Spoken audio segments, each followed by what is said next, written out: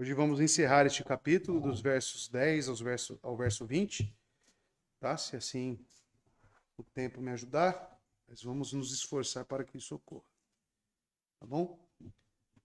Bom, a leitura na King James, verso 10 a 20, diz o seguinte: E houve fome na terra, e Abrão desceu para o Egito para peregrinar ali, pois a fome era severa na terra. E aconteceu que, quando ele estava prestes a entrar no Egito, ele disse a Sarai, sua esposa: Eis que eu sei que tu és mulher formosa à vista. Por isso, diz o verso 12, né? Por isso acontecerá que, quando os egípcios te virem, eles dirão: Esta é a esposa dele, e me matarão, mas te manterão viva. Dize, suplico-te, que tu és minha irmã, para que eu possa ficar bem por tua causa, e a minha alma viverá por causa de ti. E aconteceu que, quando Abrão havia chegado ao Egito, os egípcios viram a mulher, e que ela era muito formosa. Também os príncipes do faraó a viram, e a elogiaram diante do faraó. E a mulher foi levada à casa do faraó. E ele tratou bem a Abrão por causa dela. E ele teve ovelhas e bois, jumentos e servos e servas, e jumentas e camelos.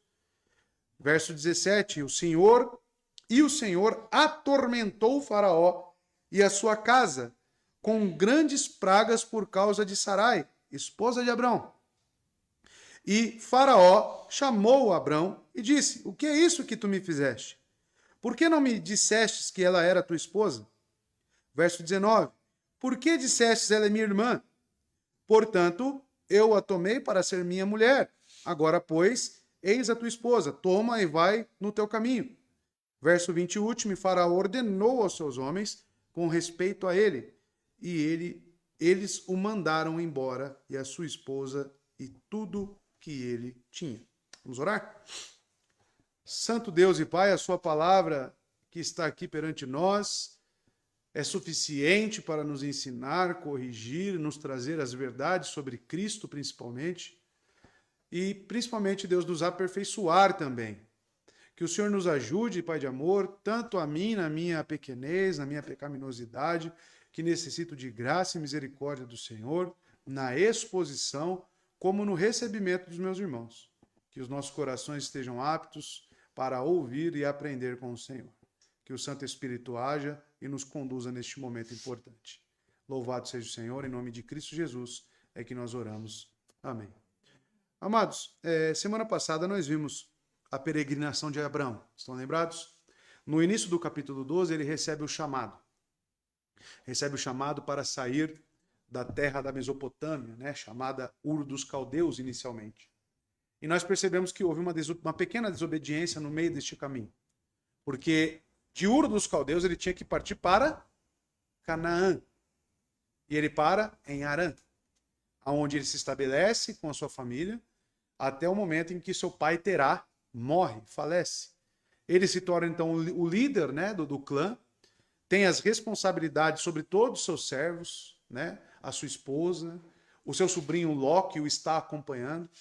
Então, a partir deste momento, eles peregrinam, porque Deus, novamente, no capítulo 12, apresenta-se a Abraão e lhe informa que ele deve partir para Canaã, tá? Relembrando aquilo que ele já havia dito, estão lembrados? Então ele informa novamente, ele ratifica o chamado, que nós chamamos de pacto abraâmico, né? Isso já foi exposto nos 3 primeiros versos aqui. Abraão então partiu. Ele foi para uma terra onde ele se tornou peregrino. Ele chegou na terra de Canaã e se deparou com os cananeus. Ele se deparou com um povo pagão, ele se deparou com um povo idólatra. E assim ele foi testado em sua fé, pois a terra lhe foi prometida como posse. E ele chega lá e tem esses fatores a qual ele precisa lidar para que ele não fraqueje na fé. E nós vemos que Deus se apresenta a ele novamente. E assim ele erige altares ao Senhor. Ele invoca o nome do Senhor. Ou seja, Deus se mostra então um Deus fiel que mantém a sua promessa e mantém Abraão firme com ele.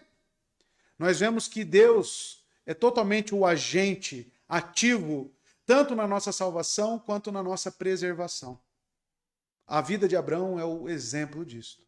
E hoje nós veremos, irmãos, uma passagem um tanto quanto desastrosa da parte desse nosso patriarca. Uma parte que é narrada por Moisés com alguns propósitos, tá? Então veremos esses acontecimentos. Nós veremos que as bênçãos e as maldições que são anunciadas lá no verso 3, no pacto abraâmico, onde ele diz o seguinte: eu abençoarei os que te abençoarem e amaldiçoarei os que te amaldiçoarem. Isto já começa a se cumprir na vida de Abraão. O autor mostra as fragilidades de Abraão e destaca a fidelidade de Deus, neste parágrafo do verso 10 a 20. O autor deixa o faraó com a tarefa de repreender o patriarca, como veremos, dos versos 18 a 19. A bênção depende do chamamento de Deus, não da conduta de Abraão. Porque se dependesse da conduta de Abraão, tudo aqui já estaria perdido. A sua simples parada em Harã também já estaria perdida. Mas perceba que é sempre Deus se condescendendo, Deus indo atrás daqueles que são seus e os firmando, confirmando as bênçãos, confirmando as promessas. A conduta é de fato algo que trouxe maus tratos a Faraó, porque afinal eles foram acometidos de uma praga, embora por ignorância. Mas veremos que nem mesmo pecados por ignorância são passados em branco. Pecados são pecados. O rapto de Sarai ilustra a promessa sobre bênçãos e maldições também. E apesar da ignorância do faraó sobre o estado civil de Sarai, o Senhor contou isso, levou em consideração, como veremos no texto. Mas perceba que tudo se inicia, irmãos, como veremos no texto também, com uma fome. E Deus utilizará disso para abençoar Abraão. Apesar do medo do patriarca, do engano do rei do Egito, da boca de Faraó, Abraão ouve novamente a ordem que o Senhor tinha dado a primeira vez. Nós veremos no verso 19 que o faraó falou: vai daqui, vai-te, pegue tua esposa e vai-te embora. Semelhantemente o que ele disse no capítulo 12, verso 1. Sai de Harã e vai-te embora. Mais tarde, o próprio Abraão confessa que qualquer bênção que receba só pode vir por ocasião, por provisão de Deus. Você pode ver isso no capítulo 14, verso 23. É onde diz que não tomarei nenhum fio, nem a correia de uma sandália, e que não tomarei coisa alguma que é tua, para que não digas, eu enriqueci a Abrão. Tá? Então, amados, Abrão aprende com essa passagem. Abrão é ensinado por Deus, mesmo mediante a um erro. Outra ironia em ação pode ser a repetição de muito. Sarai é muito bela, Abraão tornou-se muito rico. Isso são ênfases que são dadas aqui no texto. E em virtude da beleza de Sarai, como veremos, e não da capacidade de Abraão, a família enriqueceu. Segundo consta, a passagem insiste que os acontecimentos se desenrolam por causa de Sarai. Versos 13, 16 e 17. Embora ela seja muda ao longo da história. Ela não diz nada. E isso serve como um encorajamento para os israelitas. Tudo isso que veremos. Porque Moisés escreve o livro de Gênesis para instruir o povo de Israel. Lembrando que ele escreveu o Pentateuco na peregrinação no deserto. E está prestes a tomar posse desta terra. Então ele apresenta estes livros, os 5 primeiros livros da Bíblia. Então essa passagem aqui serve de encorajamento. Por quê? A experiência de Abraão no Egito constitui também uma tipologia para os israelitas, que foram escravizados e libertados apenas depois de terem sido afligidos por o faraó e o povo egípcio por pragas dolorosas, 10 pragas. E agora, novamente, pragas são utilizadas para a libertação. A 10ª das quais atingiu a casa do faraó com a morte do filho. esta correspondência entre pai e descendentes está subjacente à predição da estadia no Egito. Tal como Abrão, os hebreus saíram da sua aprovação com muitos bens, estão lembrados? Os egípcios deram bens para os israelitas, assim como acontece com Abrão. Ou seja, isso aqui é facilmente aplicável na vida dos israelitas, que estão ali meio receosos com a adentrarem em Canaã e enfrentarem aquele povo. De certa forma, irmãos, está lembrando aos israelitas, lembrem-se o que Deus fez com vocês. Que é muito semelhante ao nosso patriarca Abraão. Que mediante uma dificuldade, Deus enviou uma praga, mesmo ele errando, mesmo ele contrariando as minhas ordens, eu estive com ele. Então, israelitas, se mantenham firmes, pois eu estou com vocês. E é para isso que nós adentraremos aqui nos versos 10 adiante, para entendermos cada minúcia desse texto. Tá? A partir do verso 10, então, convoco o irmão a acompanhar na sua Bíblia. E a primeira coisa que é constatado por Moisés, o que escreveu este livro, ele vai dizer: ora, havia fome naquela terra. Abrão, pois, desceu ao Egito para peregrinar ali, porquanto era grande a fome na terra. Então, a terra em que ele está, a terra prometida, porque ele está em Canaã, estão lembrados? O último relato que nós vimos é que ele ele viajou para o sul, né, ou para a região do Negueb, dependendo da sua versão, mas ele ainda está na região de Canaã, a terra a qual Deus prometeu a ele. A terra em que Deus prometeu a ele agora é cometida de fome. Então, vejam, continuam os testes de fé de Abrão. Porque além dele chegar numa terra e a terra estar totalmente tomada por povos pagãos, e ele ser peregrino, ele habitar em tendas, agora mais um fator. O local que deveria ser uma bênção é acometida de grande fome. Mais uma vez, todos os pensamentos, todas as dúvidas podem ter surgido na mente de Abrão. E pense, irmãos, a fome é uma das experiências fundamentais do sofrimento humano, que existe desde os primeiros relatos da história da humanidade até a atualidade. Eu servi o exército 6 anos e os períodos de treinamento e de que realmente precisavam colocar os soldados ou até mesmo os combatentes ali do exército, um dos instrumentos é colocar eles em situações extremas. E quais são as situações extremas que eles mais utilizam? Sono e fome. Então, pouca comida, às vezes tinha que comer 2 ou 3 pessoas numa mesma marmita, né? E poucos períodos de sono. Eles perturbavam à noite, jogavam bombas, assim, de efeito moral, claro, né? Mas para que o povo não dormisse. E isso para quê? Para desenvolver nessas pessoas, através destes extremos, habilidades e capacidades de resiliência. Deus, coincidentemente, está utilizando da fome para fazer algo. O Antigo Testamento frequentemente fala de secas de fome. A fome forçou as migrações de 3 patriarcas. Nós perceberemos que tanto Abrão, Isaque e Jacó, eles são acometidos do mesmo teste. Fome. Você pode ver tanto aqui, como no capítulo 26, verso 1, capítulo 42, verso 5, que os 3 patriarcas são acometidos do mesmo mal, de grande período de fome.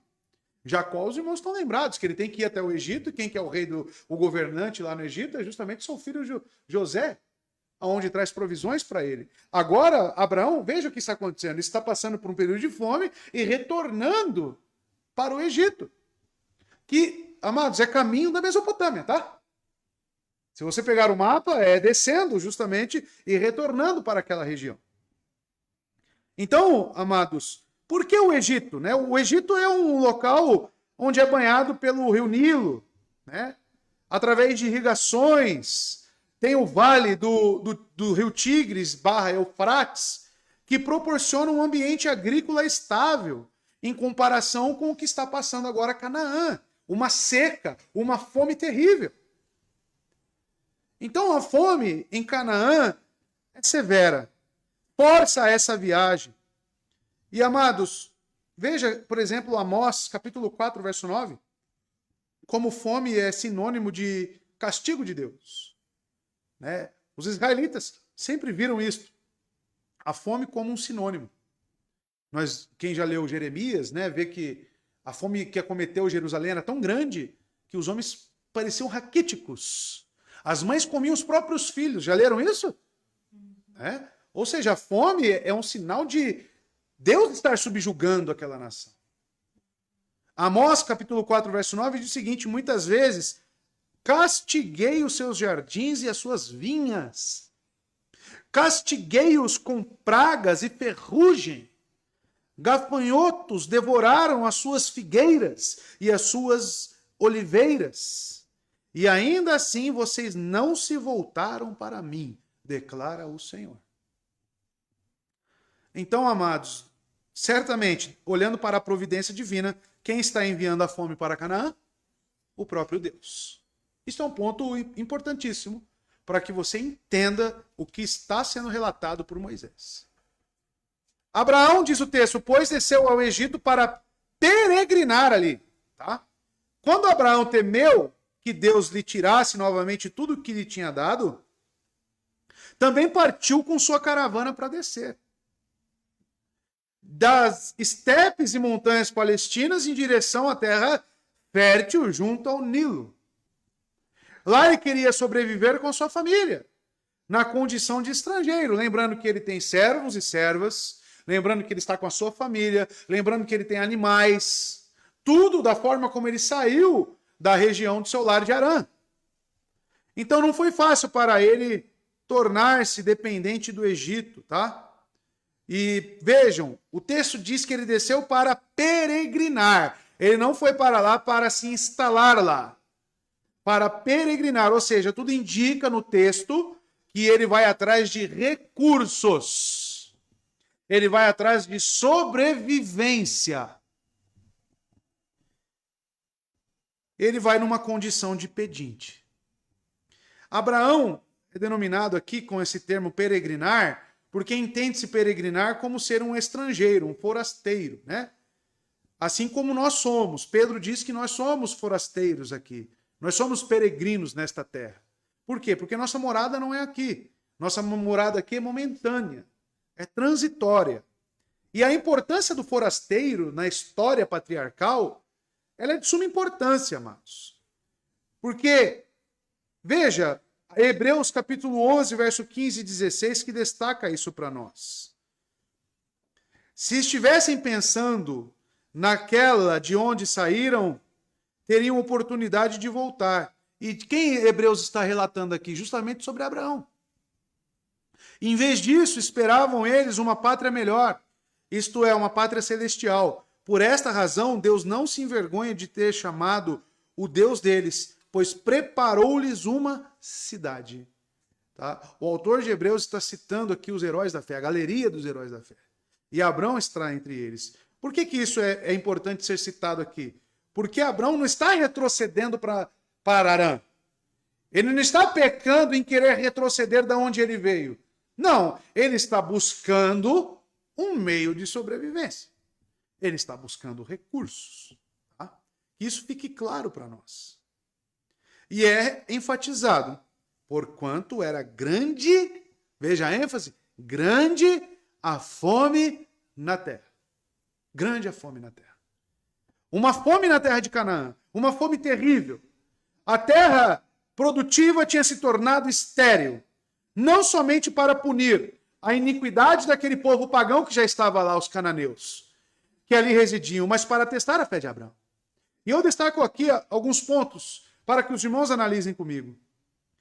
Veja, sobre a terra da promessa, se ele julgaria a sua concessão merecedora de aceitação uma consideração valiosa para o abandono da sua terra natal, da sua parentela, qual ele saiu de Harã, Mesopotâmia, quando aparentemente era uma terra que devorava os seus habitantes, agora ele era posto à prova quanto se poderia preservar uma confiança inabalável de que aquele Deus que o havia trazido a Canaã iria sustentá-lo ali. Eis o teste da fé. E se poderia alegrar-se nele como Deus da sua salvação, mesmo quando a figueira não estivesse florescendo, como diz o profeta Abacuque. Mesmo que a figueira não dê o seu fruto, não tenha um alimento, mesmo assim, me alegrarei, esperarei no Senhor. O teste da fé de Abrão, e é onde inicia-se os erros de Abrão, que não são omitidos, é em querer peregrinar e não confiar naquele que prometeu que esta terra seria dele e ele seria preservado. Não existe nenhuma ordem no texto para que Abrão desça para o Egito. Isto é uma atitude individual dele, onde ele busca meios de preservação. E talvez aos seus olhos, aos meus olhos, seja algo natural. Talvez aos nossos olhos teríamos agido da mesma forma que Abrão. Vendo a terra seca, vendo que não tinha provisão. Mas, amados, aquele Deus que prometeu que ali seria o local de estabelecimento, é o mesmo Deus que trouxe a fome e poderia trazer o alimento também. É o mesmo Deus que alimentou Elias através de corvos em uma caverna. É o mesmo Deus a qual faz chover e a qual cessa a sua chuva. Abrão deveria, irmãos, permanecer confiando em Deus e nas suas promessas. Se ali era o local, mesmo que estivesse com fome, com sede, em situações escassas, era ali onde ele deveria permanecer. Tanto pelo que continua o texto, veremos que os pecados só vão se ampliando. E, amado, segundo, é a terra da promessa. Veja, ele precisa, então, entender isso, que era um teste da fé. Observe que uma fé forte é normalmente testada com diversas provações, para que se ache em louvor, em honra e glória. Como diz 1 Pedro capítulo 1, versos 6 e 7. E é possível que um homem esteja no caminho do dever e no caminho da felicidade, e ainda assim encontre grandes problemas e desapontamentos. Cada ânsia na terra da promessa não significa que as aflições, os intempéries desta vida não acometeriam Abrão. Não é por ser crente que significa que a sua vida vai ser blindada. Que a sua vida não vai ser atacada, vai ser testada, vai ser totalmente provada.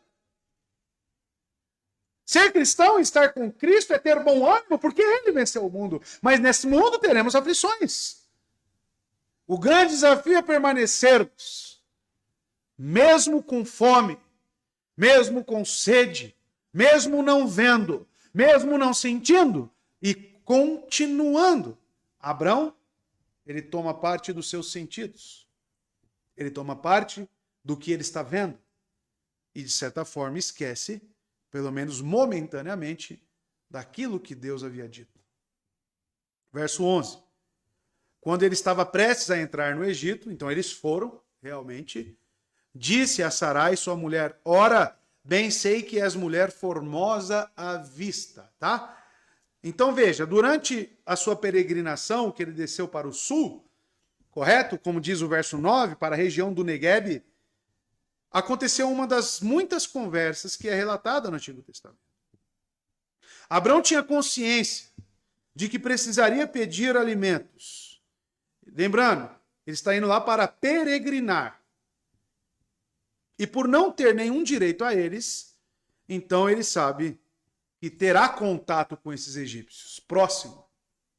Além disso, ele teve medo de ficar à mercê do superpoderoso faraó, sem qualquer proteção.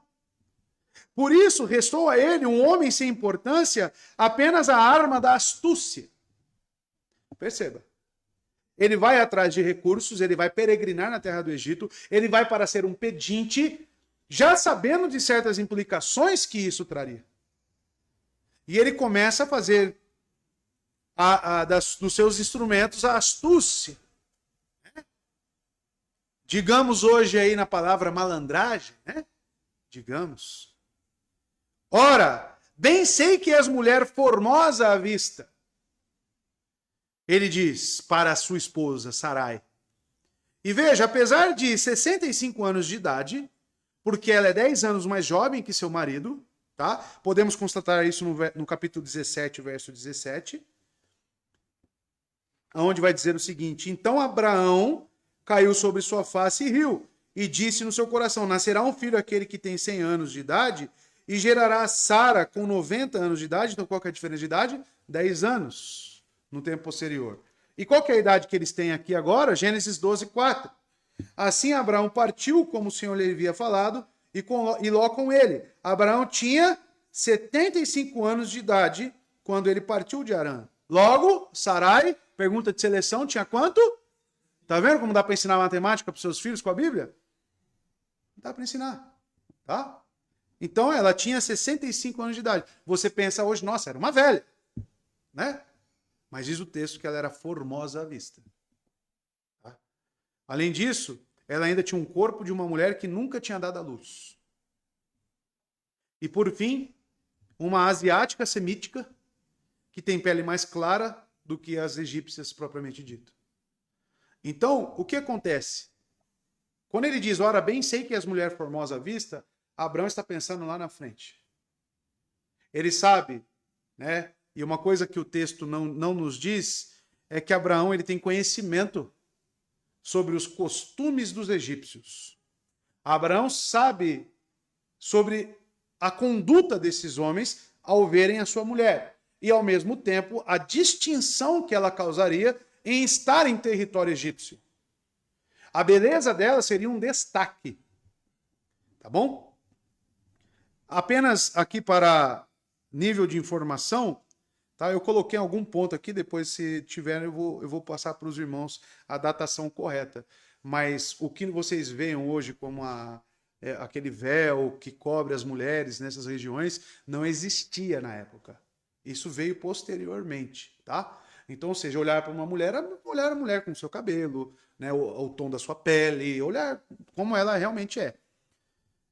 E isso, Moisés aqui relata para nós, para fazermos um paralelo também com Abimeleque. Estão lembrados de Abimeleque? Quando lemos o incidente juntamente com a confissão posterior de Abrão a Abimeleque, que está lá no capítulo 20, verso 11 a 13, que eu gostaria de ler com os irmãos, não se trata da mesma passagem, tá? Se trata de uma passagem diferente e posterior, ou seja, Abraão errou de novo no mesmo erro, no mesmo pecado ele caiu, tá? Reincidência de pecado. Para ficar claro, Abraão, hein? Abraão. 11 a 13, capítulo 20, verso 11 a 13. E Abraão disse: porque pensei certamente o temor de Deus não está neste lugar, e eles me matarão por causa da minha? E na verdade ela é minha irmã. Ela é filha do meu pai, mas não é filha da minha mãe, ou seja, meia-irmã. Ela se tornou minha mulher. E o verso 13, aconteceu que quando Deus me fez peregrinar desde a casa do meu pai, eu disse a ela: esta é a bondade que tu me mostrarás. Em todo lugar aonde chegarmos dirás de mim, ele é meu irmão. Em todo lugar aonde chegares comigo, dirás que é meu irmão e não a minha esposa. Perceba que Abraão tinha inconstâncias em si. Abraão, o pai da fé, o patriarca do pacto abraâmico, era um homem que tinha artimanhas de autopreservação, utilizando-se de mentiras. E a Bíblia não esconde isso. O que dirá de nós? Mas é pecado, irmão. Veja, Abraão teme duas coisas: a beleza de Sarai, que chame a atenção dos homens poderosos, e como esses homens não respeitam a ética de Deus, nem de Abraão, né? Primeiro buscando assassinarem ele e tomarem a sua esposa. Através de um estratagema, Sarai apresenta-se como uma irmã e, consequentemente, reconhece Abraão como meu irmão. Veja a genialidade da estratagema, que era uma meia-verdade. Meias-verdades são verdades? Meias-verdades são mentiras. Abraão podia afirmar a verdade: ela é mesmo minha irmã, mas meia-irmã. Uma vez que tinha o mesmo pai, e ao mesmo tempo evitava a referência a ela como esposa. Então ele utiliza de uma estratagema, né? Um ponto que é, em si, verdade, mas não é a verdade absoluta. e completa. Ele revela partes e omite outras. Você age assim? Você se pega fazendo essas negociações? Principalmente em situações extremas, onde revelam os seus erros, aí você fala apenas parte daquilo. Isso acontece muito. Principalmente em aconselhamentos, quando nós precisamos sondar a motivação do pecado das pessoas, elas não falam tudo. Elas falam partes.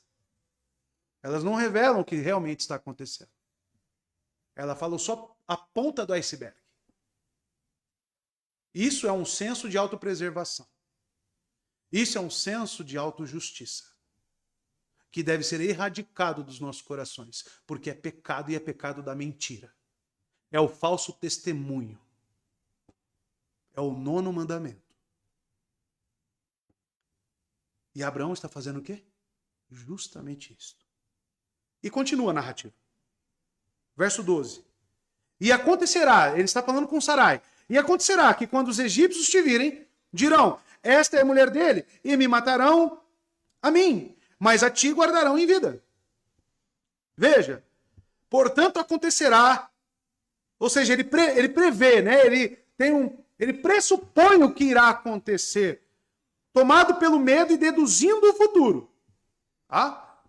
Pois tinham algum conhecimento sobre aquele povo, que era um povo lascivo, cujos olhos logo seriam fixados e tomados pela beleza de Sarai. Então, cria em seus próprios estratagemas. Veja que é interessante que ele conhece a conduta moral dos egípcios. Algum contato ele tinha, algum conhecimento ele tinha. Lembra que eu disse que ele era um astrólogo, né? Anteriormente, na sua estadia na Mesopotâmia. Isso mostra para nós que eles tinham um conhecimento de outros povos. Eles tinham um conhecimento de outras nações. Tá? Provavelmente escritos, provavelmente contos que eram passados de pai para filhos. Mas aqui ele faz uso deste conhecimento que ele tinha. Tá? Ele sabia que esses homens, e isso é constatado no texto, porque realmente eles olham para Sarai e querem ela. Ou seja, ele está certo. Isso é o quê? Lascívia. Isso é comer com os olhos. Já ouviram essa expressão? Né? Que quando você faz o prato lá, você não põe o que você realmente está querendo, mas você põe conforme o seu olho, né? A sua cobiça.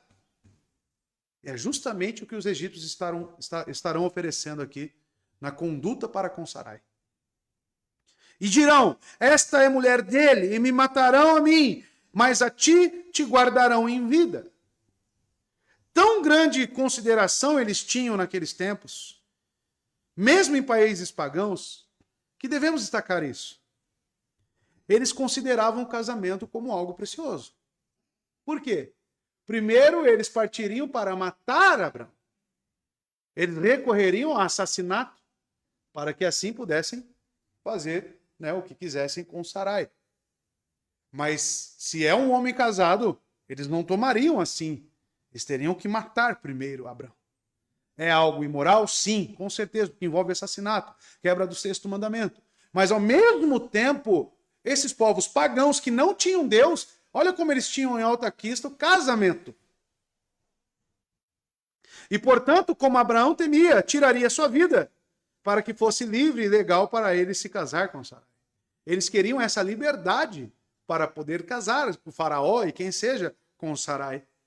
Ele imagina que eles prefeririam ser culpados de assassinato do que de adultério. Perguntaram para o pastor uma vez, pastor, você já pensou em divórcio? E o pastor respondeu, divórcio não, mas assassinato sim. Não entenderam? E é justamente o que esses povos estão pensando.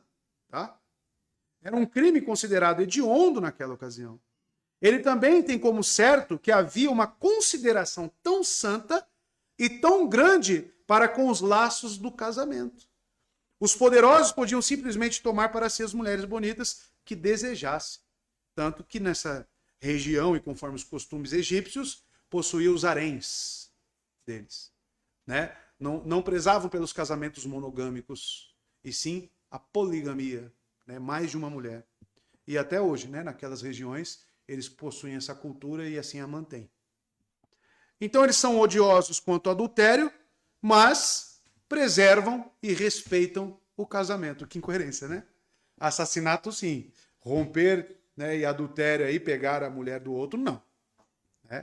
É justamente isso que os ímpios, que não têm o padrão moral de Deus de uma forma regenerada em si, eles agem. Algumas coisas são mais importantes do que outras. Não é assim que eles agem? Né? Posso até matar, mas isso aqui eu não faço. Eu pago minhas contas em dia, né? Mas difamar eu posso. Isso não é tão, né? Como o meu sogro fala, mentirinha não tem problema, né? Ele fala, né? Mas outras coisas têm uma gama ainda maior. Ele, não, isso aí não pode, né? Isso aí não pode. Isso é um caráter distorcido de moralidade. É isso que os pagãos não possuem. Tá? O Espírito Santo traz para nós esse caráter moral de Deus. Verso 13. Dize, peço-te, que és minha irmã, para que me vá bem por tua causa, e que viva a minha alma em atenção a ti. Na King James vai dizer, vai dizer o seguinte no 13. Dize, suplico-te que tu és minha irmã, para que eu possa ficar bem por tua causa, e a minha alma viverá por causa de ti. Senso de autopreservação. Tá? Pergunta aos irmãos, aonde que é citado nessas falas de Abraão com Sarai Deus? Suas promessas. A confiança de que Deus estará conosco. Em momento nenhum. Nós estamos vendo aqui um homem agindo conforme o que é natural. Nós estamos vendo um homem que não está agindo aqui conforme a fé. Está agindo conforme os próprios meios. Tanto que agora pede para que ela faça uso do seu estratagema, que é contar uma meia-verdade, que é uma mentira. Tá? Que fique claro isso para nós. Meias-verdades é uma mentira completa. Esteja certo disso. Tá? O inverso também. Meia mentira também é uma mentira completa, né? Aí piora ainda mais. Veja, Abraão descobre a forma astuta de conservar a si mesmo e até mesmo a sua mulher no Egito, mesmo com o preço de que ela seja abusada e utilizada por outros.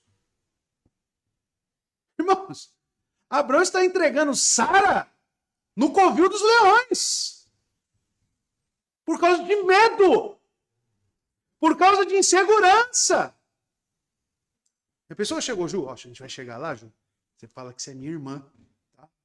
Mas eles vão pegar eu, vai levar eu para o harém. Não tem problema, pelo menos eu vou ficar vivo e você também. Ou seja, é trocar um mal maior por um mal menor. Por causa de medo. Por causa de medo. Abraão, eu estou falando de Abraão aqui, irmãos. Olha só, a fé pequena de Abraão já começou em Canaã. Abraão tinha medo de morrer de fome na terra prometida. Já começou ali. A verdade é que ele não queria abandonar a terra prometida para sempre. Por isso que a palavra é colocada peregrinar no Egito. Ele queria ir lá, pegar o que ele precisava e voltar. Né? Mas pensava ser necessário passar algum tempo ali para sobreviver. Ao chegar nas fronteiras do Egito, não acreditou que Deus pudesse proteger um estrangeiro indefeso no Egito. O erro começou já a sair de lá e não confiar em Deus. Agora, chegando no Egito, ele busca estratagemas para ele se autopreservar. Ele ainda não confia em Deus. Por incrível que pareça, nós estamos vendo indícios de incredulidade no coração de Abraão. Pergunto, será que tem incredulidade no seu coração? Nos nossos corações? Muito, irmãos. Muito. E essa incredulidade vai levar você a mentir. Vai levar você a não crer nas promessas de Cristo. Vai levar você a ficar com medo. Vai levar a você a ser inconstante. Justamente a incredulidade. Abraão procurou um caminho intermediário. Ele não mentiu, mas também não disse a verdade. Foi obrigado a ver que em nenhuma área a fé corre mais risco do que na área moral. A grande tentação dos cristãos, irmãos, é a meia-verdade no campo ético. Abraão fracassou. A história de Abraão não é escrita sobre um fundo dourado. É escrito sobre isto, a realidade. Assim como Paulo era um assassino da igreja, assim como Jó questionou a Deus, assim como todos os homens da fé são pecadores. Lembra o que nós lemos lá no capítulo 5 da nossa confissão? No parágrafo 5º? Das remanescências do pecado, são homens salvos, sim, mas que ainda agem em tempos, em momentos, conforme a sua natureza corrompida. Mas não deixam de ser repreendidos e corrigidos por Deus.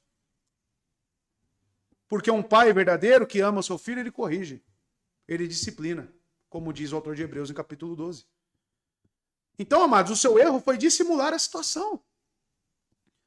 A sua relação com Sarai, referindo-se a ela equivocadamente. Eu sempre, a Laura não gosta que eu falo isso, né?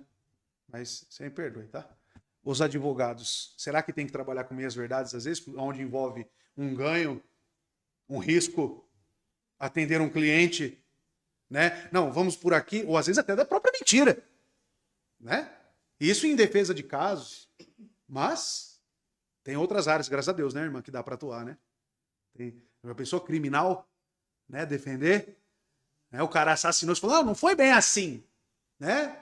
Ele não queria matar, mas matou, né? Como é que eu vou defender o indefensável?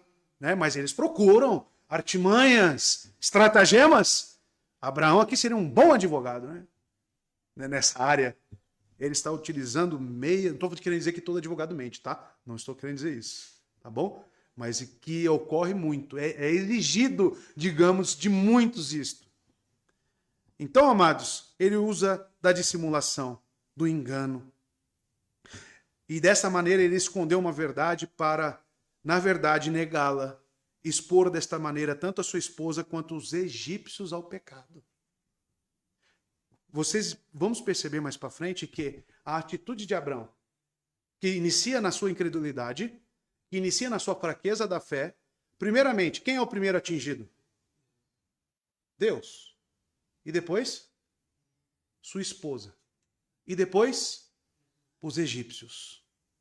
O seu pecado, líder, sacerdote do lar, nunca será só seu. As consequências dos nossos pecados sempre atingirão aqueles que estão ao nosso redor. Se você está fraco na fé, pode ter certeza que sua esposa está sofrendo com isso. Consequentemente, seus filhos. E, consequentemente, outros ao seu redor. Nunca se esqueça disso. Um pecado, ele nunca é tratado individualmente no que tange as suas consequências. Ele sempre vem de outras. Veja, começou com a insegurança de Abraão. Agora ele já está indo para a mentira. No próprio Abraão, o pecado está se multiplicando. No próprio Abraão, está tomando cada vez mais forma. Isso é o poder pernicioso do pecado, irmãos. Por isso, alguns pregadores vão dizer, ou você mata o pecado, ou ele te mata. O pecado é pernicioso. Uma pequena mentirinha, uma meia-verdade, trouxe uma praga sobre pessoas. Não sei, pode ter sido que pessoas morreram aqui. Pode ter sido que pessoas morreram. E tudo se inicia com uma incredulidade que passa por uma mentira e que se transforma numa praga. Pensemos nisso, irmãos. Pensemos em nossas atitudes. Pensemos em, principalmente os que têm filhos aqui, que são pais. Tem pai que faz mais mal para o filho do que bem. Tem pai que destrói a vida dos filhos. Por causa dos seus pecados não confessos, por causa do seu orgulho, por causa da sua prepotência, por causa da sua incredulidade. Nós não tratamos, sabe o que é a grande verdade? Nós não tratamos o pecado como ele verdadeiramente é, com o seu poder pernicioso e a sua capacidade de destruição. Quantos pecados bastaram para que Adão fosse expulso do Éden? 1. Deus é tão severo com o pecado que ele nos dá um exemplo. E nós? Não. Continuo. E às vezes eu nem estou vendo as consequências, mas está tendo consequências. Observe que o medo do homem lhe traz armadilhas. Ananias e Safiras no Novo Testamento mentiram para a igreja? O líder, que era Ananias, o sacerdote do lar, colocou sua esposa no meio, os dois morreram. Os dois foram fulminados. Nós temos que tomar cuidado com isso, irmãos. A graça na qual Abraão era mais eminente era qual? Era a fé. O pai da fé, não é? O amigo de Deus. E ainda assim ele caiu na descrença e na desconfiança da providência divina. Mostra que o melhor dos homens está sujeito ao pecado. O crente mais forte, ele está sujeito a cair. O pecado, ele é tamanho o seu poder sobre nós, irmãos. Que Abraão, se fosse para colocar Noé, caiu. Já começa com Noé, né? Na bebedeira. Aí ele vem listando outros. Todos eles caíram. Todos eles pecaram. E você achando que você é o crente, né? O intocável. Outro dia eu falei com os irmãozinhos, toma cuidado. Não, eu temo a Deus. Olha, toma cuidado, hein? Não é porque você teme a Deus e porque hoje você tem uma aparência externa e que você rompeu com alguns pecados, isso não significa que você pode voltar. Isso acontece. Aconteceu comigo já. Pecados que há anos, irmãos, eu nem sabia, nem tinha noção mais, tinha esquecido. Eu voltei. Por fraqueza. Fraqueza. Então aquele que está de pé, vigie para que não caia. Não pense nisso, eu nunca vou fazer. Nunca vou adulterar com a minha esposa. Toma cuidado, meu irmão. Toma cuidado. Que você pode cair. Isso não vai interferir na sua salvação, é claro. Mas que você vai cair, a sua vergonha vai ser grande, vai. Vai. Porque Abraão, nós veremos aqui, que saiu envergonhado do Egito. Saiu envergonhado. E o pecado, depois, com as suas consequências, ele traz esta vergonha. Observe, irmãos, isso, tá? Que mesmo Abraão, o pai da fé, ele caiu na incredulidade. E através disso em outros pecados. Os medos do homem natural sempre o levam a aceitar compromissos perniciosos. Já o cristão coloca sua confiança exclusivamente em Deus. Ele conta com a ação possível de Deus, mesmo que humanamente não haja nenhuma saída. Nós somos chamados para viver pela fé e não pela aparência, não pelo que é visto. Abraão deveria permanecer em Canaã mesmo com fome. Deveria confiar em Deus e permanecer lá. E isso, se ele permanecesse confiando, ia evitar ele de mentir. Ia evitar ele de colocar, inclusive, outras pessoas em risco de vida. Era só ele confiar em Deus. Mas a nossa tendência é ser contrária a Deus. Em Abraão, hein? Em Abraão. E ele diz, para que me vá bem por tua causa. A justificativa, ele justifica a sua mentira. Olha só, para que me vá bem. Né?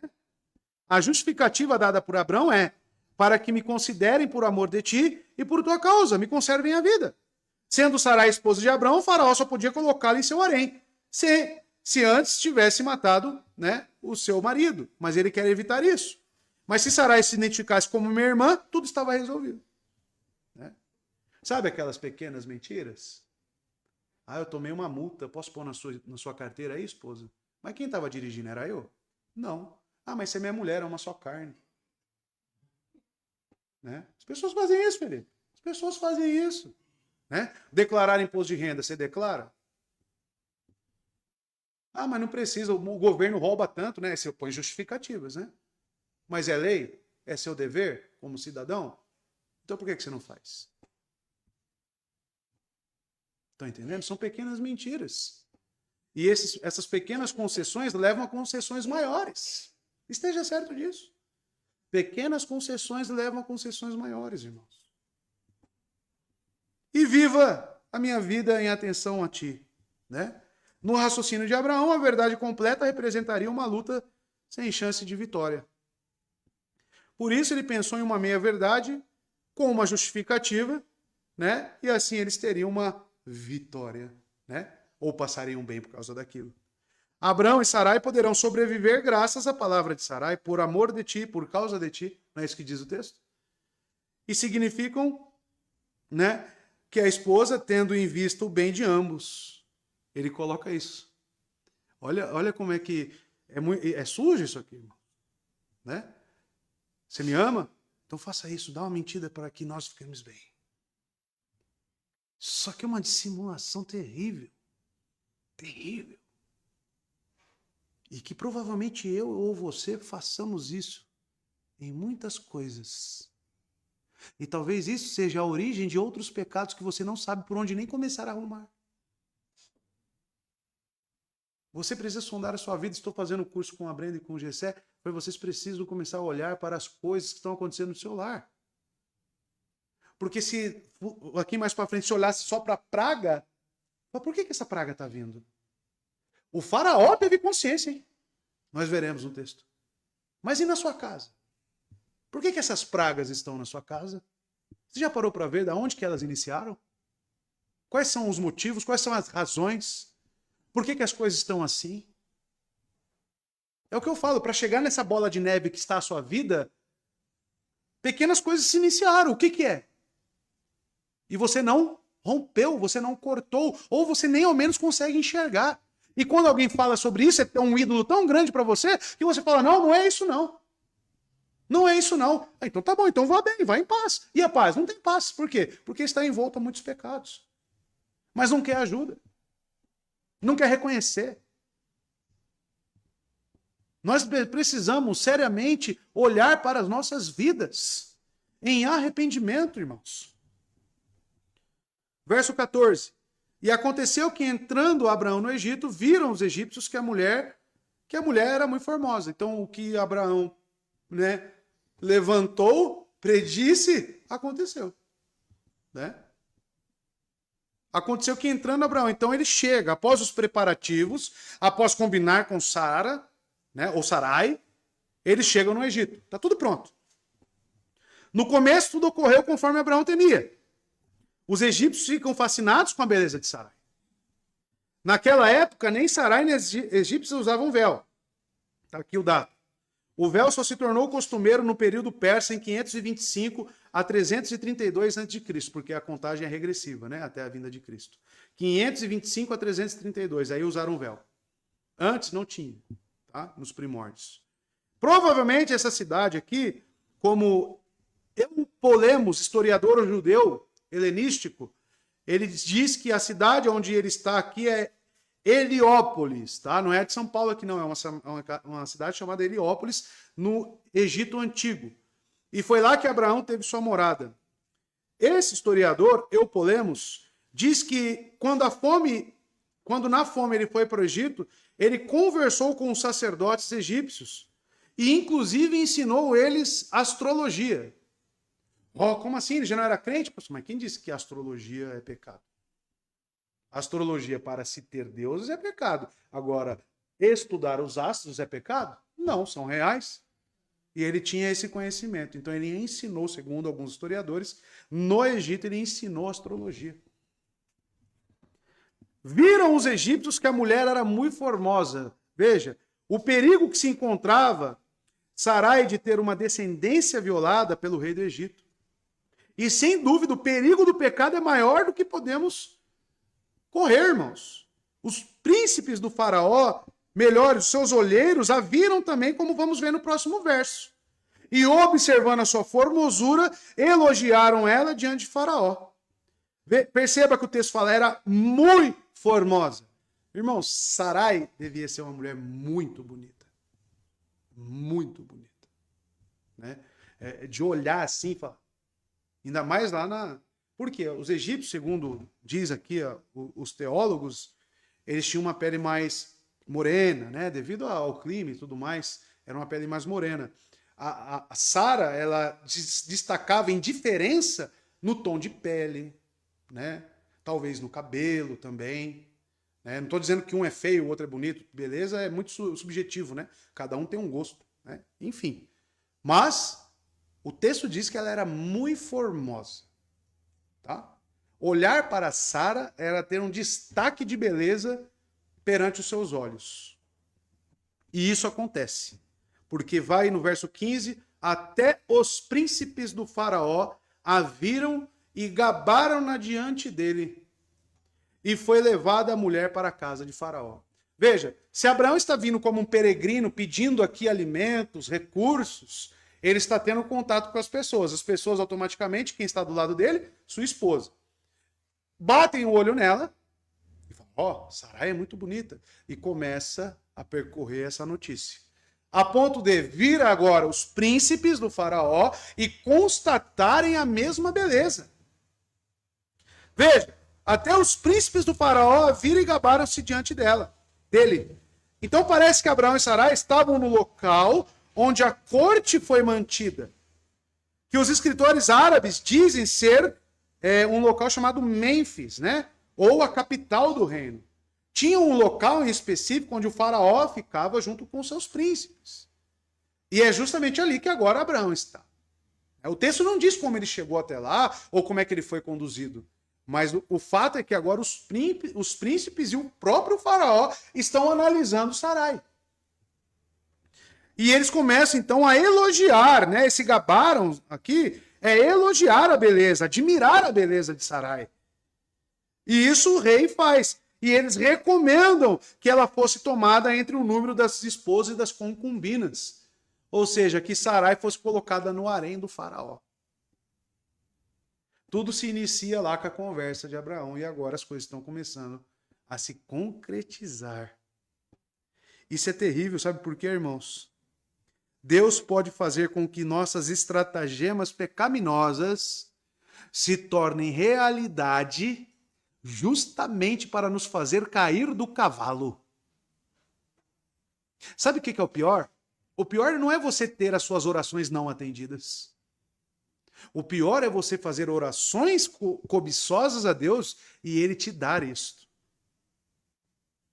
E Ele te entregar essas coisas que você pede, ou que você trama, ou que você deseja, cobiçosamente, para a sua própria destruição.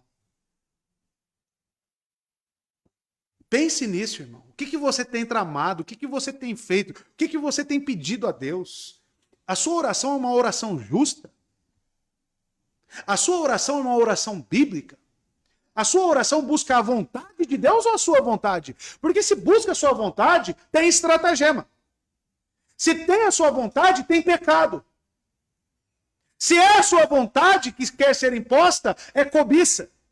E sabe o que é o pior disso? Que Deus pode te atender.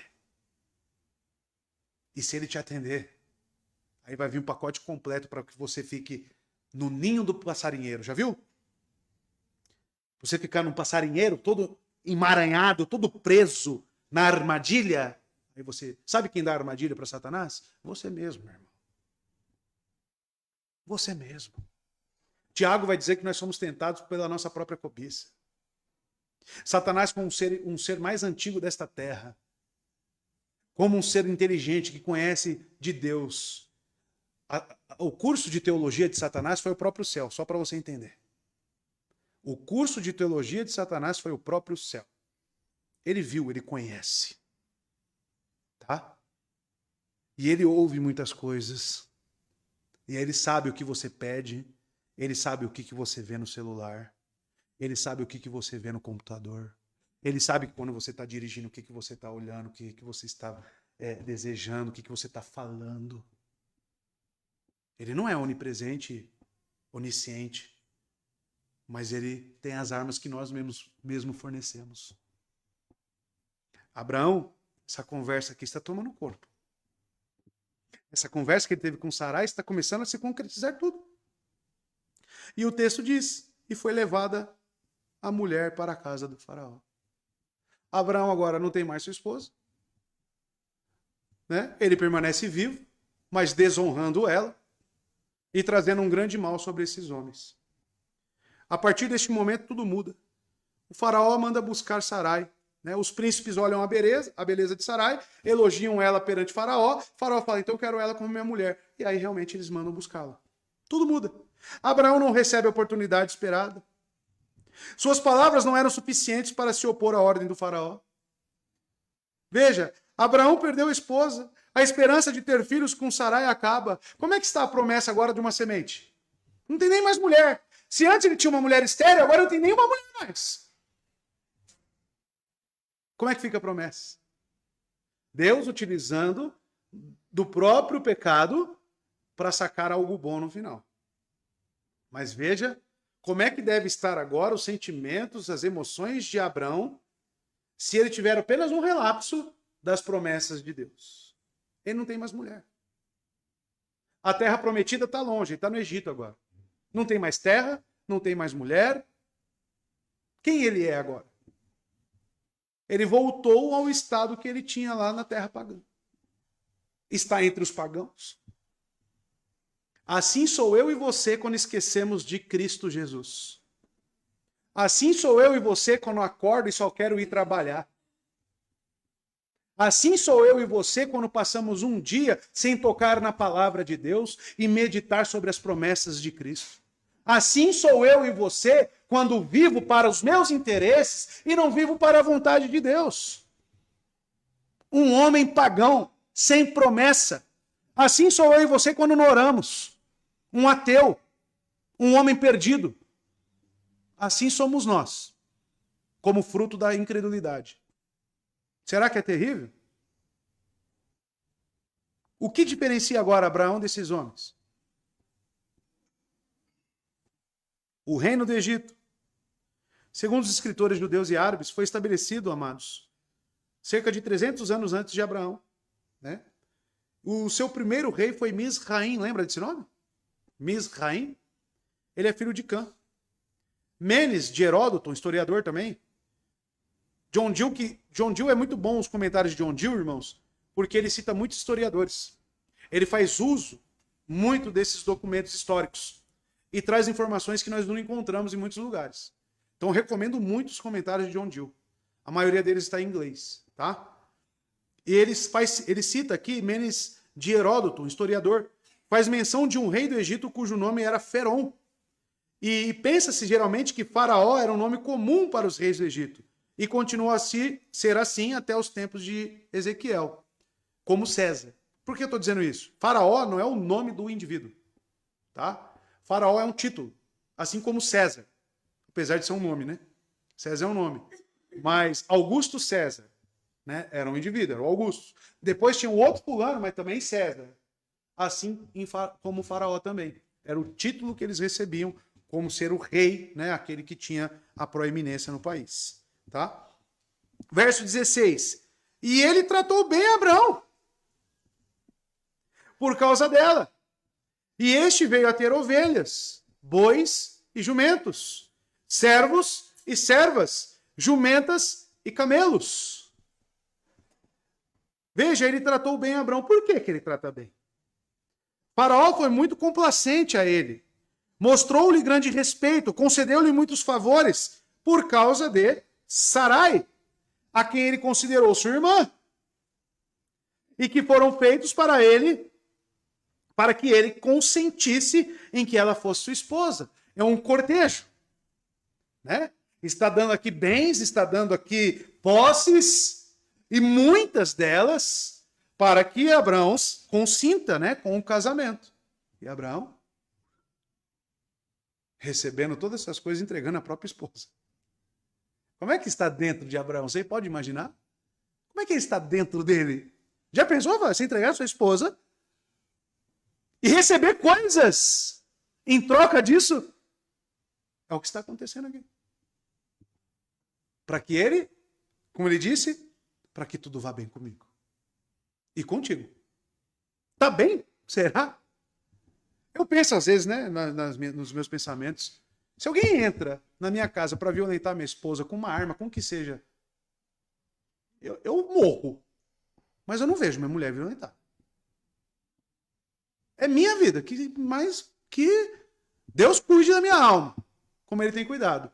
Mas que eu vou para cima com o que for. O cara pode ter o que for, uma bazuca, pode ter o que for. Ele me exploda, mas ver a minha mulher sendo violentada, eu não vou ver. Eu vou para cima. Né? É um instinto de preservação que o homem deve ter. Mas aqui parece para um com medo que ele entrega a sua esposa. E ele já sabia que entrar no Egito ia ter essa consequência. Ele mesmo diz para ela. Se a gente chegar lá, eles vão achar você bonita, vão querer você. E eu vou para o Egito. Por que ele não dobra os joelhos e fala, Deus cuida da minha vida, a Canaã está perdido em fome. Se ele orasse, eu não tenho dúvida, se ele orasse a Deus, Deus, o Senhor me prometeu, Deus, o Senhor me trouxe aqui, me traga o alimento. Eu tinha certeza, eu tenho certeza absoluta que Deus ia prover. Mas olha a situação em que ele se mete. Olha a situação que nós nos metemos, irmãos. Olha para a sua vida em nome de Jesus, meu amado. Olha para as coisas que estão desordenadas na sua vida, tem consequência. Você está sofrendo, as coisas no seu lar estão um torru-borru. Por quê? Eu te garanto uma coisa, que é certo, porque tem pecado nisto. Porque Deus nos chama para paz. Mas ele também permite esses casos para que ele te ensine. Mas não significa que você não deve aprender. Porque tem pessoas que se acostumam com o pecado, que se acostumam com a situação e abraça aquilo e fala, isso aqui faz parte já da minha vida. É como ter um caroço no pescoço ou no corpo e a pessoa se habituar tanto com aquele caroço e fala, não, isso aí faz parte do meu corpo, é normal. Mas é um caroço, isso aí vai te matar. Não, não tem problema não. Não vou no médico não. Mas não é não. Se você se habituar com o seu pecado, é você ter um corpo estranho em você, na sua vida. Você precisa resolver as situações. Você precisa confessar, você precisa buscar arrependimento, meu amado. E este veio a ter ovelhas, bois, jumentos, servos e servas, jumentos e camelos. Olha a enumeração dos presentes. E segue um esquema que a sequência é o seguinte. Primeiro, animais de rebanho. Ovelhas, bois e jumentos. Depois, o pessoal necessário para administrar esse jumento, esse rebanho. Servos e servas. E por fim, animais de montaria, jumentos e camelos. O Abraão está recebendo tudo. E ó, destaque aqui, detalhe. Isso aqui é em acréscimo ao que ele já levou lá de Harã. Tá? Muitos servos, muitos bois, ele já tinha tudo isso. Tá? É em acréscimo.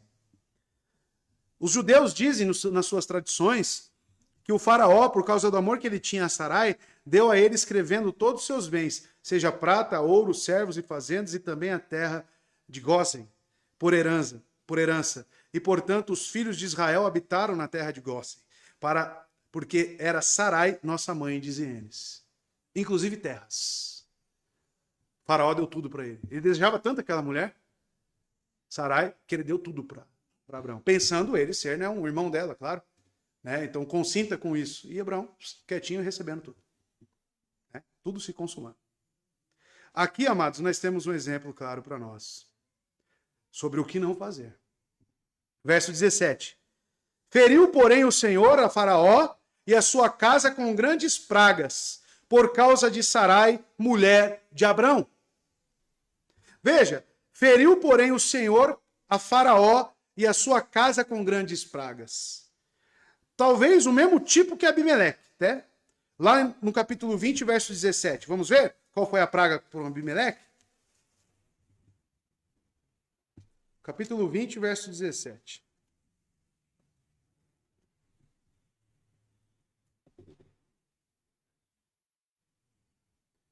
Veja. Então Abrão orou a Deus e Deus curou Abimeleque e sua esposa e suas servas e elas geraram filhos. Tá? No verso 2, porque o Senhor havia fechado totalmente os úteros da casa de Abimeleque por causa de Sara, esposa de Abraão. Alguns teólogos vão assimilar isso, que foi a mesma coisa. Outros irão dizer que foi uma lepra, uma espécie de uma lepra, né? Uma praga, realmente, que veio sobre eles. O fato é que o Senhor os infligiu. Tá? Infligiu sobre eles uma praga. Destaca o contraste entre o bem-estar de Abraão e o de Faraó. Como que Abraão está agora? Materialmente falando, preservado, não tem praga nenhuma sobre ele, né? A sua integridade ok. Sara, entregue, né? Sabe-se lá, fazendo o que com ela? Né? O texto não informa, mas levaram para o harém, né? Não sabemos, vamos dizer que não chegou a possuir Sara, né? Alguns teólogos, mas não é relatado no texto. E os egípcios sendo infligidos com pragas. Isso é o que nós buscamos. Nós buscamos nosso bem-estar à custa dos outros. Tem marido, irmãos, que busca o seu bem-estar, mesmo sacrificando suas esposas e seus filhos. É a síndrome aqui de Abraão, da incredulidade. É a síndrome do egoísmo.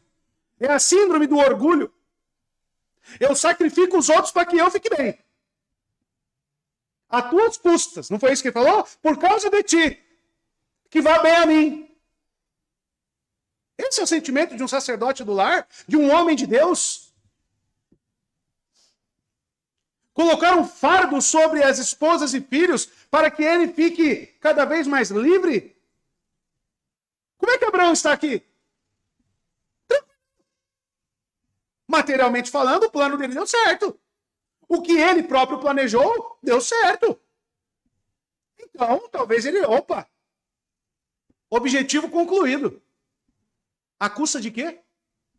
De uma praga sobre não sei quantas pessoas, não sei quantos morreram ou se morreram, a sua esposa entregue para que outros façam uso dela e ele, bonitão. Bonitão. É o famoso bonitão. Conhece os bonitão? Né? Vai, mulher. Faz isso. Vai, mulher. Faz aquilo. Vai, mulher. Minha esposa me cobra, irmãos, porque nós homens temos essa tendência de ter um sacerdócio tirânico. Você não é um sacerdócio em amor e no Senhor, mas é um sacerdócio pecaminoso e com base na tirania. Tirania. Coloca um fardo, sacrifica quem for para quem? Você é o bonitão. Você é o bonitão. Você, ninguém pode te tocar, ninguém pode tirar seu conforto, ninguém pode impedir as suas coisas. Você é um tirano. Você é um tirano. Você está sacrificando e matando a sua esposa. Dia após dia, pouquinho após pouquinho, até o dia que você ficar sozinho. E Deus vai te cobrar isso, meu irmão. Esteja certo disso. Como vai cobrar de Abraão? Como vai cobrar de Abraão? Veja, amados. Deus não vai libertar, né, aqui de uma vez, né? Se Deus não libertar, ele vai libertar com essa praga, mas muitas pessoas estão sofrendo. Mas veja, isso é um privilégio. Ele entrar com essa praga aqui já é misericórdia de Deus. Nossa, pastor, como assim? Ué, mas ele está libertando Sara. Agora ele está desfazendo toda a mentira de Abraão. Isso é graça. E às vezes nós assimilamos as coisas ruins que nos acontecem. Oh, por que isso? Você deveria dar graças a Deus. Se uma praga como essa está vindo sobre você para te impedir de pecar. Mais e mais. Só que, em consequência disso tudo, vem a vergonha.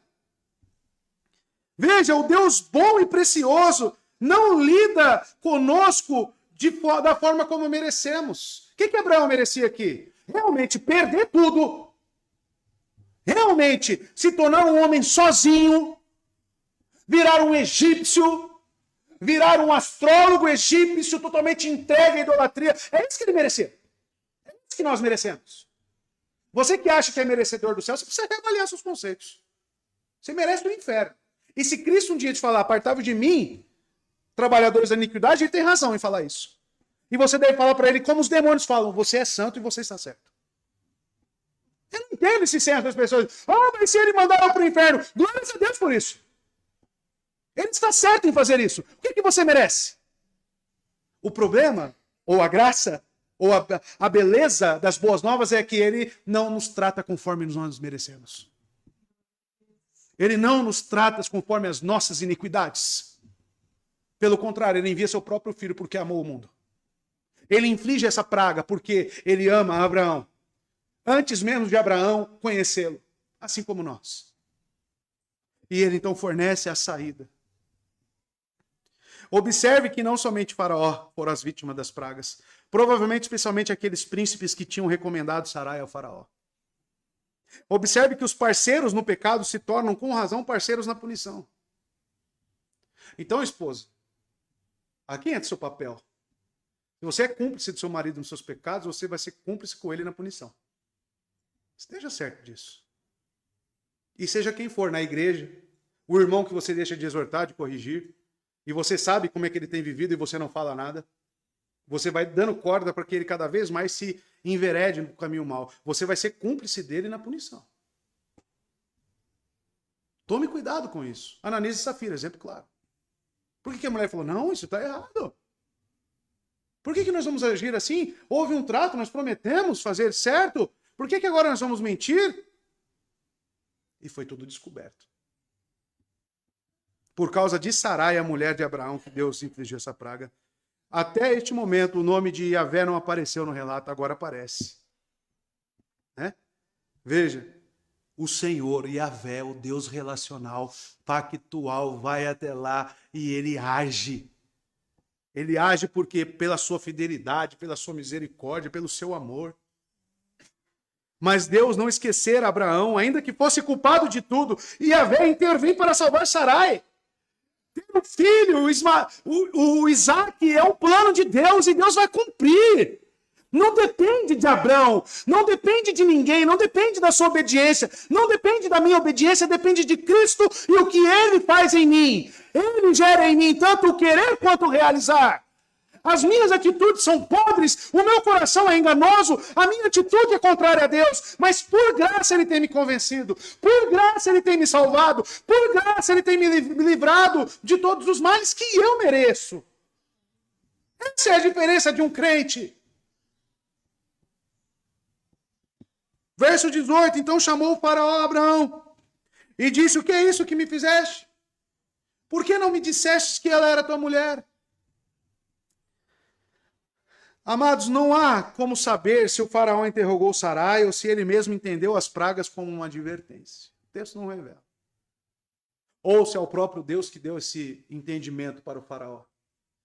Mas a boca do faraó está sendo a forma de repreensão a Abraão. Um homem ímpio, um homem pagão sendo utilizado por Deus para repreender Abraão. Sua mãe não precisa ser crente para te repreender não, tá, meu irmão? Seu pai não precisa ser crente para te repreender não, tá, meu irmão? Deus pode utilizar qualquer um. Utilizou uma jumenta para repreender Balaão, para te dizer o que vai dar a diferença nisto ou não, é se você tem ouvidos para ouvir. Chamou o faraó Abraão e disse, que é isto que me fizeste? Indignado.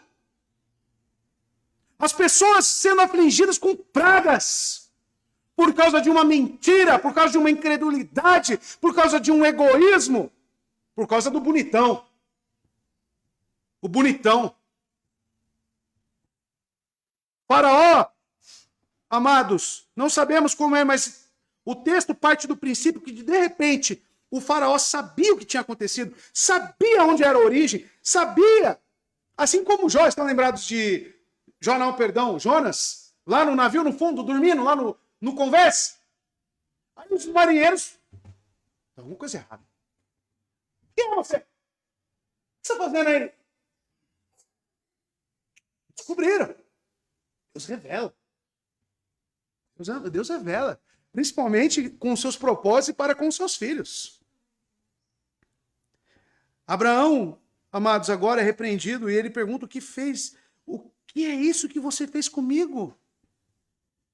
Eu acho que você precisa, esposa, às vezes chegar para o seu marido e falar, o que é isso que você está fazendo comigo? Você não faz culto no lar. Você está vendo que eu estou em dificuldade com a criança e você não cuida de mim. O que é isso que você está fazendo comigo? Você está capengando. O que é isso? Deus confiou os meus cuidados a você. E olha o que você está fazendo. O que é isso? Eu acho que seu marido às vezes precisa de um chacoalhão. Eu acho que seu marido precisa acordar às vezes. Para a realidade. O faraó chega. O que é isso que você fez comigo? Para me impor e me enganar dessa maneira. Revelando que Sarai era tua irmã. Que ela é a tua esposa. Por que meios fui levado a me preparar para tomá-la como minha esposa? E trouxe praga sobre mim e minha família. E assim ele se ressentiu disso com um dano feito a ele.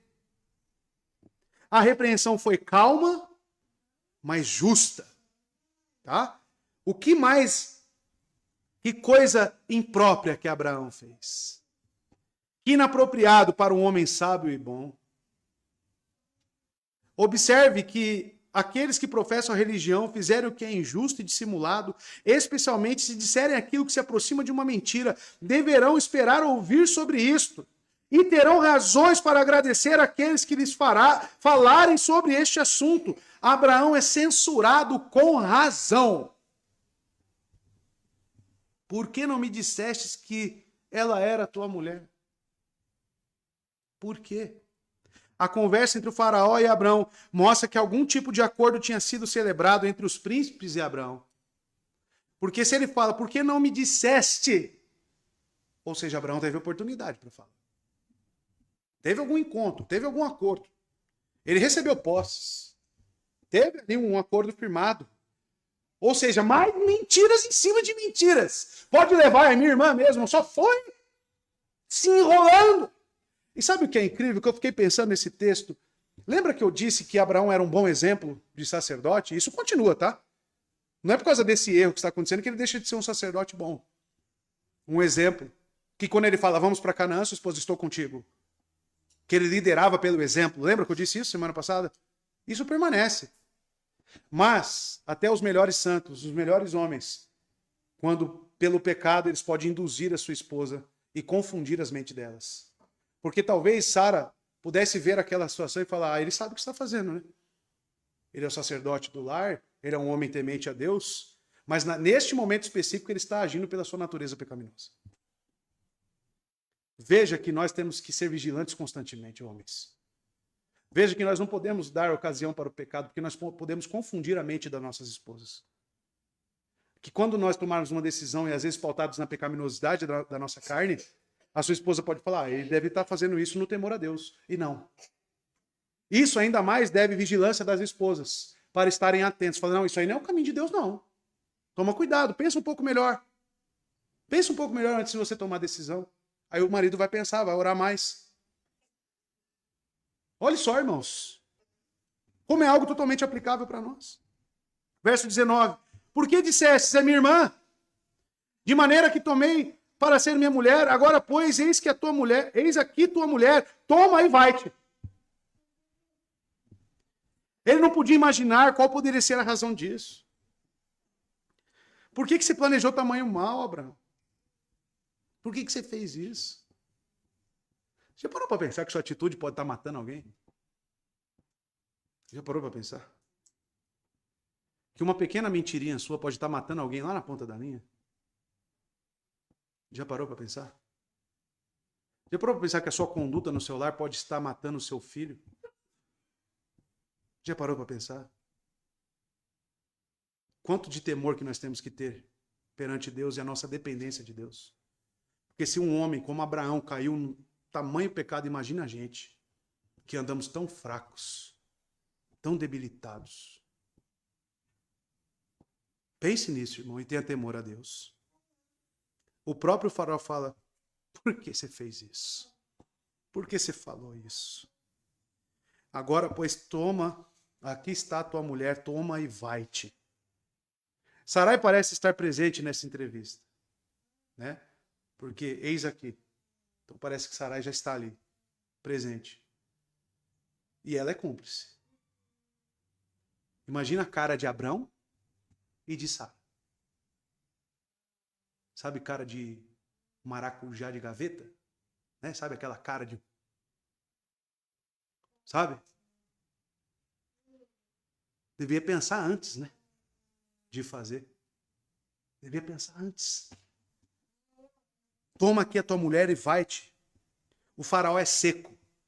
É como se ele estivesse dizendo, não quero mais ver você na minha frente. Some daqui. O faraó tem razão, torna-se grosseiro e expulsa os ambos. Expulsa os dois. Para garantir que Abrão e sua família deixarão o Egito. Ele ordena, no verso 20, uma caravana. Mas eu quero destacar aqui o vai-te. Alguns exegetas enxergam um trocadilho de palavras no capítulo 12, verso 1, quando Deus se apresenta a Abrão e diz, ora, o Senhor havia dito a Abrão, sai-te do teu país e da tua parentela e da casa do teu pai, para uma terra em que eu te mostrarei. Sai-te, vai-te. Vai embora, Abraão. Vai, segue por uma terra que eu vou te mostrar. Agora o faraó, que não se engane, Deus está utilizando o faraó para repreender Abraão. Vai-te. Pega aqui tua esposa, vai-te. Mas, olha só, amados. De modo a destacar a ironia na tratativa de Deus aqui, esses trocadilhos, né?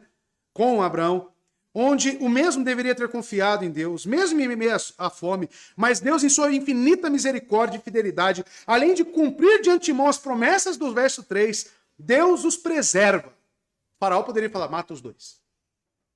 Mata os dois. E Deus fala, ok, é isso mesmo. Eu levanto o outro. Ele não falou isso sobre o povo de Israel? Moisés, vou matar todo mundo, eu vou fazer uma nova nação a partir de ti. De ti. Aí Moisés intercede. Deus tem potencialidade para fazer o que ele quer. Ele poderia levantar outro. Mas ele preserva. Ele preserva mesmo com os atos mais sujos que nós cometemos. Mas que fique claro, na sua justiça ele nos disciplina. A vergonha que eles estão passando aqui, o ensino que eles estão passando aqui, amados, é notório. Verso 20. E o faraó deu ordens aos seus guardas a respeito dele, os quais o despediram a ele e a sua mulher e a tudo o que tinha. Além do próprio faraó preservar, ele falou, ó, escoltem eles para fora do nosso país. Por quê? A praga poderia ter alcançado quantas pessoas? N pessoas.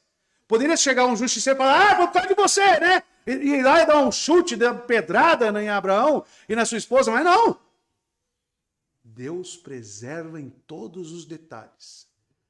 A integridade deles, física, da mesma forma que entraram, agora está saindo e ainda melhor, com mais posses e mais bênçãos.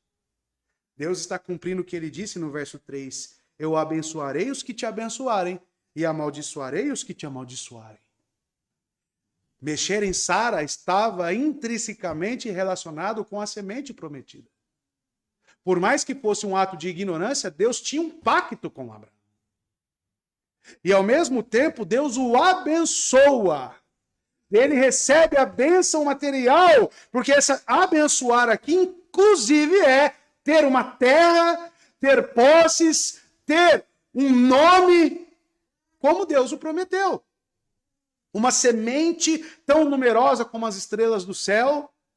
Veja que Deus está sacando algo bom, ensinando Abraão a obedecer, ensinando ele a permanecer firme nas promessas e, ao mesmo tempo, concedendo ainda mais bênçãos materiais para Abraão.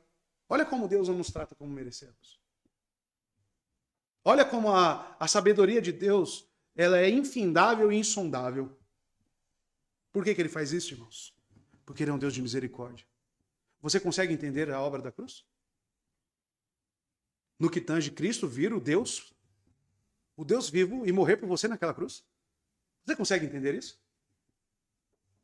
Com base em senso de mérito, para nós, cognitivamente, é impossível de se assimilar isso. Eu que só transgrido, eu que só rejeito a Deus, eu que só firo a sua santidade, ele ainda me fornece seu próprio filho para morrer por mim. Explica isso para mim. Isso é amor. Isso é amor. Deus não age conforme a nossa lógica. Deus não age conforme nossos merecimentos. E encerra dizendo, os quais despediram a ele, sua mulher e a tudo o que tinha. Veja, saiu com tudo o que tinha. Faraó nem tira as coisas dele que ele deu. Ele vai com tudo o que tinha. Ele não expulsaram à força, nem de qualquer maneira injuriosa, mas sendo confiado à guarda de homens. Tá? João Ferreira de Almeida fala guardas, né? Na King James fala homens. Mas não confunda, é realmente pessoas de confiança do faraó. Tá? Homens da corte. Amados, eles têm um salvo-conduto na terra. Os judeus interpretam isso dos escritos e presentes que ele deu a Sarai, e eles observam uma grande semelhança à descida de Abraão ao Egito. Sua presença, sua partida e da sua posteridade em tempos posteriores, como que ambos foram para lá por causa da fome, e que ambos desceram para peregrinar ali. E ambos saíram com grande riqueza, com outras particularidades observadas por ele. Lembrando que Moisés está escrevendo isso para falar para os israelitas, está vendo? Deus não age conforme a incredulidade de vocês. Se Deus prometeu que nós tomaremos posse de Canaã, ele assim irá cumprir. Olhe para Abraão. Olhe para como Deus cumpriu com tudo. Olha como que ele está saindo do Egito. Nós saímos desta forma, Moisés está falando aos israelitas. E nós, irmãos, que fomos salvos, porque o nosso Egito era essa era má, e Cristo nos libertou das trevas. Cristo nos colocou sobre um reino de luz. Tenham coragem, tenham bom ânimo, permaneçam com Cristo e avancem para o alvo. Se arrependa dos seus pecados, entenda a tratativa de Deus e goze da alegria com Cristo. É isso que nós aprendemos nesse texto. A ida de Abraão para o Egito poderia ser falar a saída de Abraão do Egito, porque ele entra e sai. Assim como nós entramos neste mundo, como pagãos, ímpios que éramos, e Deus nos concedeu o seu Filho e a graça do Espírito Santo para vivermos para Ele. E assim nós não fazemos mais parte deste mundo. Então busquemos a vida em santidade. Busquemos arrependimento para os nossos pecados, para que nossas vidas glorifiquem ao Senhor. Que Deus te abençoe. Amém?